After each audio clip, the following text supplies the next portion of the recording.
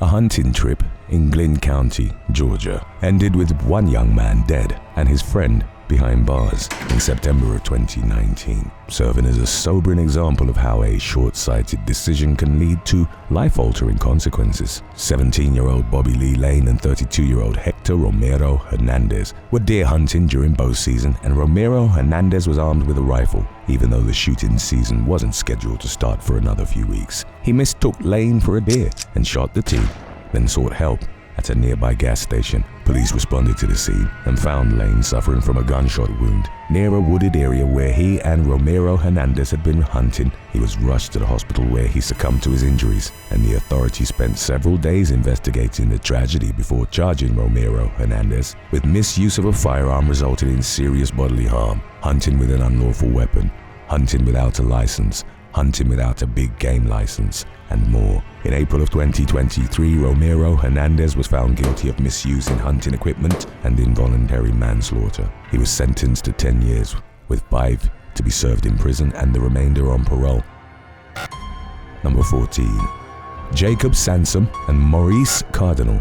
In March of 2020, 39-year-old Jacob Sansom and his uncle, 57-year-old Maurice Cardinal, were found shot to death following a moose hunting trip in rural Alberta, Canada. Investigators later learned that the two men had briefly pulled into the driveway of a Glendon home where Roger Bilodeau lived with his son Joseph. Concerned that the truck was being driven by thieves who intended to rob them, Roger and Joseph got into their vehicle and chased after it, reaching speeds of nearly 100 miles per hour. During the pursuit, Roger called his older son, Anthony, who lived next door, and instructed him to bring a gun to the scene of the chase. Roger then pulled in front of the truck occupied by Sansom and Cardinal, forcing them to stop. Surveillance footage would later show that the interaction between the two parties lasted for less than 30 seconds before Anthony shot Cardinal and Sansom and left them to die along the roadside. When questioned by investigators, the Bilodeaus denied having any knowledge of or involvement in the shooting.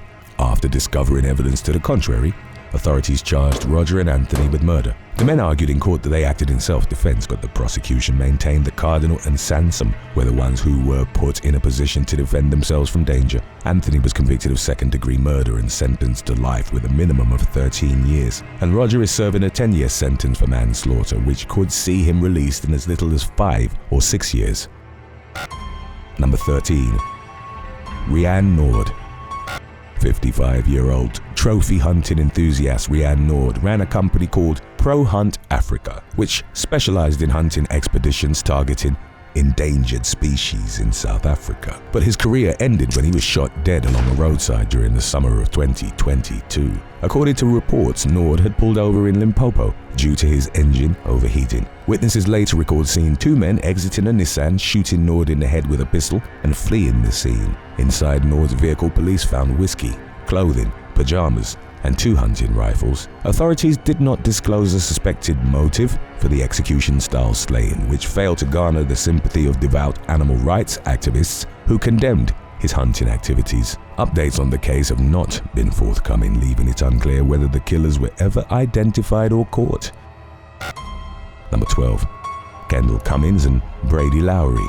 4 college wrestlers were searching for antlers together in Wyoming's Shoshone National Forest in 2022 when a grizzly bear emerged from the trees and attacked group member Brady Lowry without warning. Lowry would later tell ABC News that he didn't see the bear coming until it was right in front of him, giving him no opportunity to run or use his bear spray. Knowing he was entangled in a life or death fight, he did what he could to protect his head. Teammate Kendell Cummings grabbed, punched, and yelled at the bear in an effort to thwart the attack. It worked, but the bear then turned his attention toward Cummings and pinned him to the ground and against a tree. The fearsome beast briefly walked away, but soon turned around and attacked the young man again. Thankfully, Lowry and Cummings managed to escape. They found their teammates, August Harrison and Orrin Jackson, and went to the hospital, where Lowry was treated for a compound fracture to his arm and Cummings required 60 staples to his head. The young men were relieved to learn that doctors expected the injured parties to make a full recovery, later describing their survival as a miracle and expressing their gratitude for one another.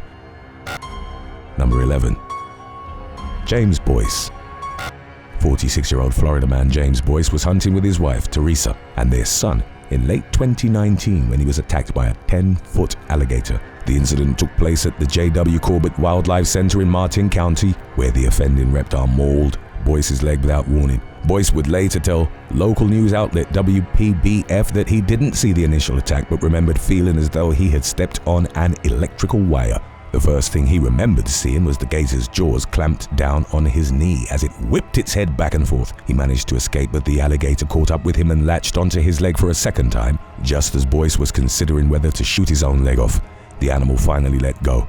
By then, his leg was so mangled that he believed he was going to die. He said goodbye to his wife and children, but was fortunate enough to survive. After being air-flighted to the emergency room, doctors also managed to save Boyce's leg, but he suffered permanent damage from his injuries, including a loss of feeling below one of his knees. He has never returned to the J.W. Corbett Wildlife Area, and although he continues to hunt, he avoids going anywhere near the water. Number 10. Bob Legasa. A bow hunting trip took a terrifying turn for 57-year-old Bob Legasa of Hayden, Idaho, who was mauled by a protective mother grizzly bear near Yellowstone National Park in the fall of 2018. The attack took place in Gallatin National Forest in southwest Montana, right as Legasa and his hunting partner were moving in on some elk. Legasa later recalled hearing a growling 2-year-old bear cub and seeing its mother just 12 feet away. Before he could put some distance between himself and the bears or even reach for his bear spray, the mother grizzly charged at him and bit his hand, breaking his forearm and leaving puncture wounds. The cub slashed its paw across Legasa's face, lacerating his nose. Legasa's hunting partner discharged bear spray, causing the mother bear to let go of Legasa's arm and run off with her cub. Both Legasa and his partner accidentally sprayed themselves with bear spray in their efforts to stop the attack and were blinded for several minutes. Luckily, the attack was over, and the two men managed to make their way back to their truck. After realizing how serious Legasa's injuries were, they cleaned his wounds, put a splint on his arm and drove to a hospital. Legasa underwent several surgeries to prevent infection and repair the damage to his arm, but he was one of the luckier victims amid a spate of at least 7 bear attacks that occurred throughout the season that year. Speaking to news outlet KFOX 14, he said that he didn't think the incident would deter him from going hunting again, as it was a lifelong hobby, but that he planned to be more cautious in the future. Number 9. Chase Dellwo. 26-year-old Chase Dellwo and his brother Shane were bow hunting for elk in the Montana wilderness during the fall of 2015 when he unintentionally startled a sleeping male grizzly bear. By the time he noticed the massive animal, he was just 3 feet away from it. He barely had enough time to take a few steps backward before the bear knocked him to the ground, bit his head, and then bit his leg and shook him, causing him to fly into the air. Remembering an article his grandmother had given him years earlier about how large animals have sensitive gag reflexes, Dellwo shoved his arm down the bear's throat. It worked, and the bear left him alone. Dellwo's brother drove him to the hospital, where he received stitches and staples to his head and face. He also suffered deep puncture wounds to the leg and a swollen eye. Speaking to the Great Falls Tribune after the encounter, Dellwo said he wanted to know that the attack was not the bear's fault, saying, "He was as scared as I was." Number 8. Nick Verdoes. 19-year-old Nick Verdoes was so passionate about bird hunting that he worked as a guide in the sport, but even the most skilled hunting enthusiasts are taking certain risks when they participate. In late 2014, he lost his life in a freak accident the day before his 20th birthday when his friend's gun accidentally discharged during a goose hunting trip in southern Minnesota. According to reports, Verdoes' hunting companion reached for his semi-automatic shotgun as a flock of geese approached. The person was admittedly unsure whether the safety was on, but he maintained that he never pulled the trigger. After the weapon fired, he encouraged Verdoes to keep fighting, while another hunter called 911. Officers responded to the incident near the town of Danube shortly before 10 a.m. to find Verdoes suffering from a single gunshot wound. He was pronounced dead at the scene. Nick's parents told the St. Paul Pioneer Press that their son was the most passionate out of all family members when it came to hunting. Despite the tragic nature of the teen's death, Nick's mother said she had no regrets about his hunting activities, noting that he loved the outdoors and that it's better than drinking and causing problems. Number 7. Scott Van Zyl. In April of 2017, 44-year-old Scott Van Zyl disappeared in Zimbabwe during an African hunting safari with friends. His group first noticed his absence when his dogs returned to their camp unaccompanied, prompting a search for the missing man. Van Zyl's friends followed his trail to the Limpopo River, where they found his backpack lying on the ground near the water. The river was teeming with Nile crocodiles, leading to the stomach-churning conclusion that Van Zyl had most likely been killed and possibly eaten by the reptiles. With permission from park staff, the group shot 3 of the crocodiles and discovered human remains in one of the reptiles' stomachs, making it clear that the victim had met a violent end. DNA tests confirmed that the remains belonged to Van Zyl, whose death came amid a steady rise in deadly crocodile attacks throughout the region. During that season alone, 4 other people had already been killed by the species, which is known for being more aggressive towards humans than most crocodilians. Number 6. Danny Vanbrugh. Despite being a skilled guide with 5 years of experience leading hunting tours, Danny Vanbrugh found himself face to face with an aggressive 1,800-pound buffalo during the fall of 2018. News reports state that he was hunting in a secret location near Darwin, Australia, when he shot the animal. Believing it was dead, he began walking toward the buffalo and was shocked when it emerged in the thick scrub and took him to the ground. The gargantuan creature gored Vanbrugh from behind, bruising his back and kidneys, then catapulted him into the air with its horns. One of Vanbrugh's hunting companions shot the buffalo, then applied a tourniquet to a bleeding wound on their injured friend's arm. The nearest hospital was 2.5 hours away, but Vanbrugh's group were able to reach the emergency room by staying calm and hydrated. Speaking to ABC Australia 3 weeks after the incident, Vanbrugh admitted that he had previously had close calls with wildlife, but that this was the first time he was ever attacked. He advised fellow hunters not to immediately go in after a wounded animal and to wait an hour or so before retrieving their kill. Vanbrugh also said that he planned to have the buffalo's horns mounted, indicating that the incident had not ruined his passion for hunting. Number 5. Mauling in Montana.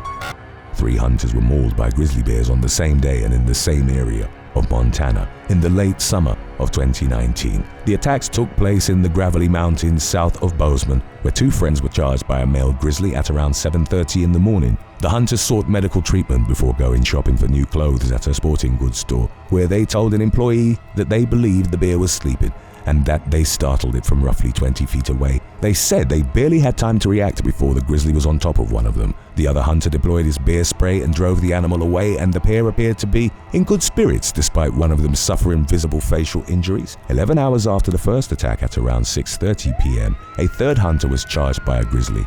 His uninjured companion helped him drive the bear away, serving as a second reminder during that single day alone that hunting with a partner is a lot safer than going alone. It's unclear whether the same bear attacked both parties or if the maulings were carried out by 2 different animals. Wildlife officials said they were investigating the incident and urged members of the public to stay out of the area until further notice.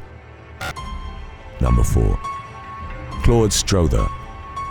82-year-old Claude Strother hunted turkey for 50 years before he was attacked by a bobcat in April of 2025 in what he later described as a fluke. The senior citizen said he was situated between 2 small trees in the woods of Wilcox County, Alabama, while calling a big turkey in his direction. Out of nowhere, Strother was knocked to the ground from behind. He initially assumed someone had hit him with a baseball bat, but no one was behind him, and he soon noticed a bobcat running away. Strother later told a local reporter that he had set up the perfect storm for the bobcat to mistake him for a turkey by being perfectly camouflaged. He had also diverted from his usual routine and positioning himself next to a large tree, instead sitting between 2 small trees that were about 18 inches apart. The octogenarian suffered a bite to the back of the head and a laceration to the face, but was lucky that the bobcat had narrowly missed his eye. He took selfies after the attacks to show his family and friends, and the next thing he knew, the incident had gone viral. After getting his injuries looked at by a doctor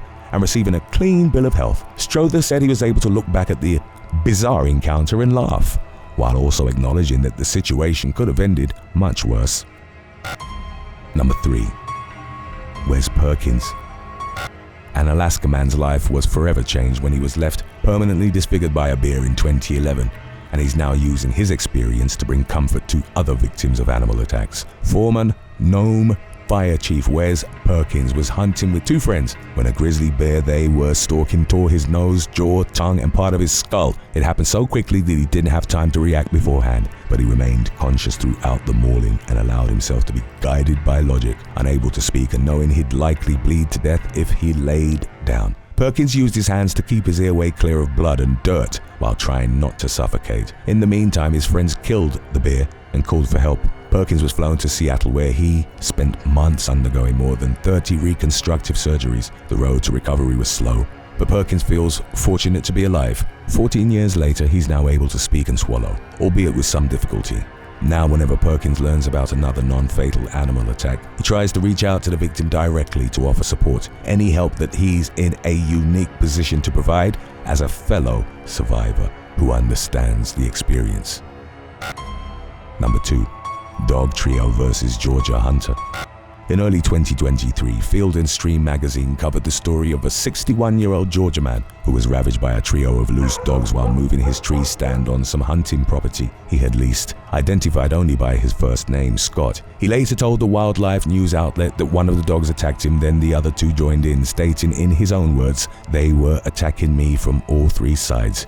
It was kind of like wolf mentality." The mauling lasted for an estimated 15 minutes before Scott was able to climb up into a tree stand, where he waited for the next half hour for the dogs to go away. He thought the canines were gone and descended to ground level, only to realize that they hadn't gone far after spending another 30 minutes in the tree stand. Scott was able to get to a nearby highway. He flagged down a passing motorist who helped get him to the hospital and was treated for a severed hand ligament and nearly 300 puncture wounds to his legs, arms, and hands. In the meantime, the dogs, 2 pit bulls and a German shepherd, were euthanized and their owner was ticketed for possession of dangerous animals. Scott said that he wasn't going to let the incident deter him from hunting in the future, but that he would take more precautions, including hunting with a partner and carrying bear spray and a sidearm. Number 1. Vladimir Markov. While hunting near the village of Primory in Russia's Far East in 1997, Vladimir Markov shot and injured an Amur tiger that was feeding on a wild boar. The tiger fled, and Markov stole part of its kill by attempting to locate the big cat in deep snow. He was unable to track it down, but the tiger later turned the tables and found Markov's cabin. Markov wasn't home at the time, but the tiger destroyed what carried his scent while awaiting his return. As soon as Markov walked inside, the tiger mauled him to death, dragged his body into the woods and feasted on his remains. A human is no match for the Amur tiger, which grows to around 10 feet long from nose to tail and can weigh as much as 500 pounds. These gigantic felines can leap around 24 feet into the air, making them both large and swift. Markov's case was a focus of John Vaillant's book, The Tiger, which examines the concept of wild animals holding grudges against humans. During an interview with National Public Radio in 2010, Vaillant said that he believed the tiger's decision to eat Markov was secondary, adding, "I think he killed him because he had a bone to pick."